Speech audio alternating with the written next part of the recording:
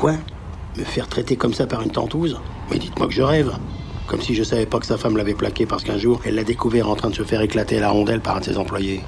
Tous les bouchers chevalins de Paris le savent bien que ce petit monsieur Blanchard aime la queue. Il aime tailler des pipes avec son cul, alors qu'il la ramène pas. Il paraît même que son père était du même tonneau, lui aussi. Je me demande pourquoi il y a toujours autant de pédales chez les bourgeois. Ça doit être l'absence d'effort physique. À force de rien foutre assis sur les fauteuils, leurs gènes deviennent mous et dégénérés. Ah ouais, c'est comme ça. La belle France que leur France chevaline. Elle fout au cul. J'ai honte que ce type soit français. Si la France est dirigée par des types comme lui, on est vraiment au royaume des faux culs. Plus ils ont l'air bien cravatés, plus ils sont crétins. Petite fiche, mon cul. J'aurais dû l'éclater sur place, ce minable.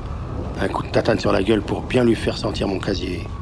Mais qu'est-ce qu'il croit, l'enculé? Que je suis pestiféré? Un bon stage en prison, ça lui apprendrait la réalité du monde à celui-là. Mais les riches ne vont presque jamais en prison. Ou alors à tous les 10 ans, pour l'exemple. La prison, c'est pour les pauvres. Quand on est riche, toutes les lois sont de ton côté. Mais quand on est pauvre, on n'a pas le droit de voler. Juste celui de se faire voler, de se faire entuber. Alors ça, oui, sans problème. Et ce sont des bourgeois comme cette ordure qui nous volent notre fric, notre bonheur et notre dignité en toute légalité. Chaque jour, ces escrocs, fils d'escrocs, protégés par toutes sortes de lois que leurs aïeux ont mis en place, ils te mettent la main dans la poche et le doigt dans le cul. À toi, à ta femme, à tes enfants. Et en plus, ils exigent un sourire. D'accord pour le sourire. Mais alors, laissez-moi me venger, car il n'y a que ça qui me fait rigoler. Ce sont des types comme Robespierre qui feraient du bien à la France aujourd'hui. Pas des grosses pédales mollassonnes comme celles qui prétendent nous gouverner.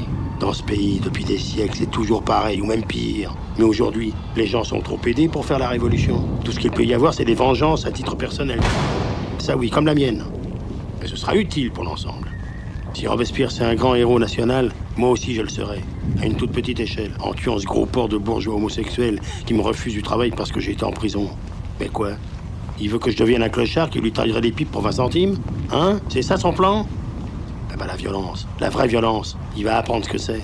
Les 50 ans d'humiliation que je me suis pris dans la gueule, lui le PD, il va les vivre en 6 minutes. 6 minutes de souffrance physique totale. Malheureusement pour lui, je lui laisserai pas le temps d'en tirer une leçon. Non, c'est sa famille, s'il en a, qui en fera les frais. Et ses amis aussi. Ah, les gens qui ont du fric, ils ont toujours des amis. Moi j'en ai pas. Aucun ami, juste mon flingue.